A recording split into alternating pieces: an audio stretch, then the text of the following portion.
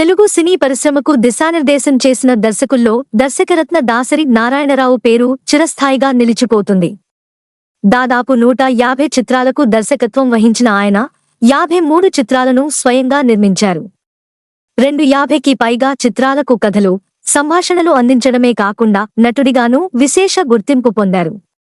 తెలుగు, తమిళ, కన్నడ భాషల్లో నటించి ప్రేక్షకుల మన్ననలు అందుకున్న ఆయన అత్యధిక చిత్రాలకు దర్శకత్వం వహించిన దర్శకుడిగా గిన్నిస్ రికార్డును సొంతం చేసుకున్నారు.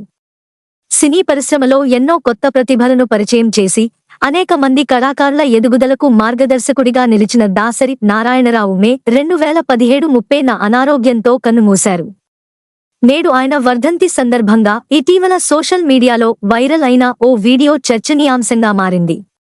చేవెళ్ల ప్రాంతంలో ఉన్న దాసరి సమాధి చుట్టూ పిచ్చిమొక్కలు పెరిగిపోవడం, చెత్తాచెదారం పేరుకుపోవడం వంటి దృశ్యాలను ఓ యాంకర్ వీడియో రూపంలో సోషల్ మీడియాలో పంచుకోవడంతో ఈ విషయం వెలుగులోకి వచ్చింది. తెలుగు సినీ పరిశ్రమకు ఎన్నో సేవలు చేసిన మహానుభావుడి సమాధి నిర్లక్ష్యానికి గురవడం చూసి నెటిజన్లు కూడా ఆవేదన వ్యక్తం చేశారు. ఈ వీడియోపై స్పందించిన నటుడు మంచు మనోజ్ వెంటనే చర్యలు చేపట్టారు. దాసరి సమాధిని సందర్శించి నివాళులర్పించిన ఆయన అక్కడి పరిసరాలను శుభ్రం చేయించే కార్యక్రమాన్ని ప్రారంభించారు. మంచు మనోజ్తో పాటు గీతా ఆర్ట్స్ సంస్థ కూడా స్పందించి సమాధి పునరుద్ధరణ పనులకు సహకరించింది.